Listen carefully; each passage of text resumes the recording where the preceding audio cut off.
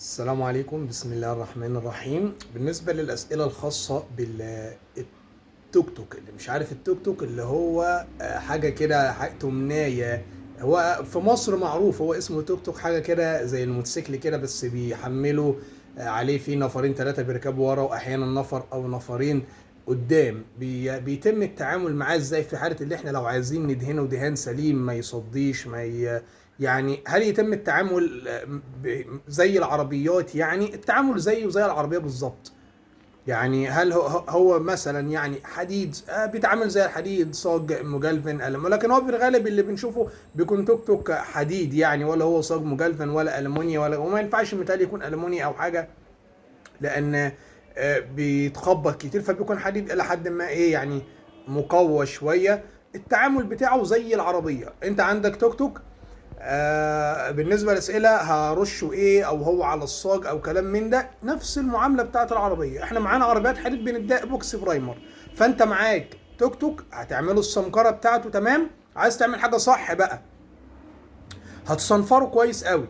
يعني بعد انت ما خلصت صنفره، اي برايمرات عليه نتيجه السمكاري او اي صاده او اي حاجه مكان لحام، تنظف الصاج، تخلي الصاج ده نضيف 100% فوق وتحت وكل حاجه. تقلب التوك توك، لانك مش تعرف ترشه فوق وتحت مع بعض الا اذا علقته على حاجه او حطيت التوك توك ده على حاجه عشان تعرف ترشه.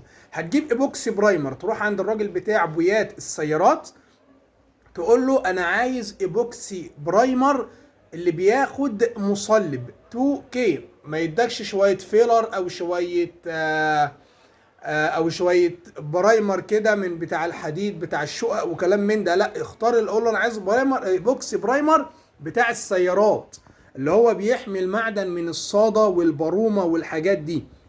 هديك الايبوكسي برايمر ده ومعاه المصلب بتاعه ومعاه التنر بتاعه، بيكون ايبوكسي معاه مصلب وتنر، وممكن يكون فيه من غير تنر حسب بقى النشره الفنيه بتاعته. فانت تقرا قبل ما تشتري منه، وتقرا النشره الفنيه وتبص على العلبه هل هو مناسب للحديد والحاجات من دي. مناسب زي بتاع العربيات، وتروح لبوهياج عربيات تقول له هو ده الايبوكسي. البوهياج المفروض ان هو يكون عارف، او تسيب لنا في التعليقات الرقم بتاعه واحنا نتاكد لك ان شاء الله اذا كان هو ايبوكسي مناسب او غير مناسب. بعد ما تنظف المكنه تمام فوق وتحت وكل حاجه، عاوز تصرف على المكنه وتشيل اي صدى عليها او كلام من ده، وديها رماله. هتروح الرماله دي رمله مضغوطه، بيبداوا يرشوا بقى، بيشيلوا بيها اي صدى، وبتشيل اي بويات قديمه. لو انت بقى عايز تجيبها على الصاج، ان ممكن يكون في تكاتك او حاجه مش واخده اصلا الايبوكسي ده، ممكن تكون مرشوشه على المعدن على طول، لكن ما افتكرش المفروض ان هم يكونوا رشين برايمرات تحمي المعدن اصلا.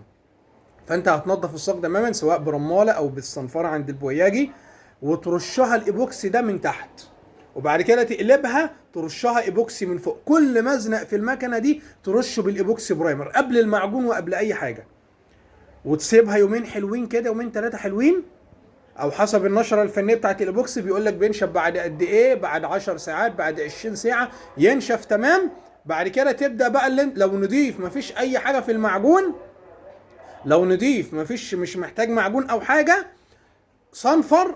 اللي هو الصنفره بقى كأنك بتصنفر فيلر اساس، هتصنفره وترش عليه، هتصنفره وترش عليه. طيب الايبوكسي برايمر ده في اماكن متمعجنه، هتصنفر بقى الايبوكسي برايمر عادي، الايبوكسي برايمر، وتمعجن الاماكن اللي محتاجه معجون. وبعد كده المعجون ده هتبطنه ايبوكسي، هتبطنه فيلر اساس او ايبوكسي عادي، يعني مفيش مشاكل ان شاء الله. ارجع للنشره الفنيه بتاعت الايبوكسي او الدعم الفني بتاعه، ولكن يعني عادي احنا احيانا بنبطل بالايبوكسي، بس بنرجع للنشرات الفنيه والدعم الفني. يعني انت عايز تبطل ايبوكسي، توكل على الله عادي ان شاء الله ما فيش مشاكل. يعني عايز تجيب فيلر اساس للمعجون ده تبطنه على قده وشغال، ولكن لو بطنت ايبوكسي ان شاء الله ما فيش مشكله. وبعد كده ينشف تاني وش فوق المعجون ده، وتصنفره وترش الدهان بتاعك بقى اي لون، اسود احمر اخضر زي ما انت عاوز ترش. توضيح بسيط، لو انت عاوز ترش على الايبوكسي اللون بدون ما تصنفر الايبوكسي ينفع، هينفع عادي، ولكن ترش اللون بعد ما ترش الايبوكسي بتقريبا حوالي نص ساعة او 40 دقيقة زي ما مكتوب بقى على النشرة الفنية بتاعته، او تسأل الراجل اللي انت تشتري منه الايبوكسي برايمر لو انا عايز ارش الدهان بتاعنا، لان بعد منه. لكن ما ينفعش ترش بعديه ب 10 دقايق، لان الايبوكسي برايمر ما بيكونش اكريليك زي الدهانات. بيكونش اكريليك زي اللون الدهانات واللون والحاجات دي بتكون اكريليك، لو رشيت عليها الدهان ده وهو طري هما الاثنين مش هيتفقوا مع بعض وتلاقي عمليه تفتيح، فلازم تستنى تقريبا نص ساعه وترش عليه بدون صنفره. لكن اللي ننصحك بيه يعني ايه، انك تستنى ينشف. ليه؟ لان انت هترش الايبوكسي برايمر وانت بتقلب التوك توك وبتعدله وبترش جوه الكابينه، ممكن يقابلك رذاذ او حاجه او تراب، فلو رشيت عليه هتكون الرذاذ ده في الايبوكسي، تيجي بعد كده تصنفر اللون، ممكن وانت بتصنفر الرذاذ تلاقي الايبوكسي نشف.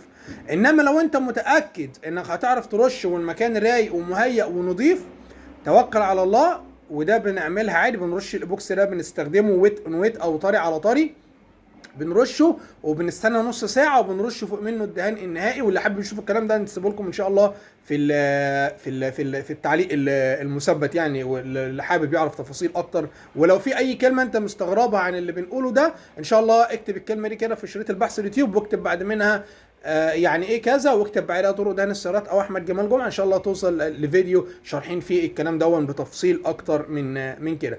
فانت هتدي الايبوكسي وتمعجن وتصنفر، وحابب بقى تدي اندر بودي بلك في التوك توك من تحت عادي، هتصنفر برضك الايبوكسي برايمر وترش البلك بتاعك من تحت، تقلب التوك توك وترشه، وبعد كده تعدل التوك توك تاني. او انت هتحدد بلزق مثلا، عاوز تحدد البلك او كده هتلزق عادي، وبعد كده تشيل اللزق وتقلب التوك توك تاني وتصنفر بقى في الاساس بتاعك اللي هو الايبوكسي برايمر، وبعد كده ترش الدهان النهائي يعني.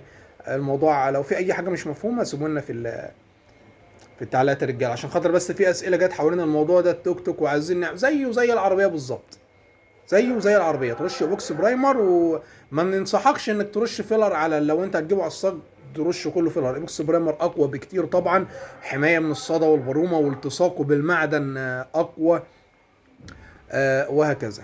لو في اي حاجه سيبوها لنا في التعليقات. دايما تراجع النشره الفنيه وترجع للدعم الفني بتاعك قبل اي حاجه، اقرا النشره الفنيه قبل ما تشتري اي حاجه.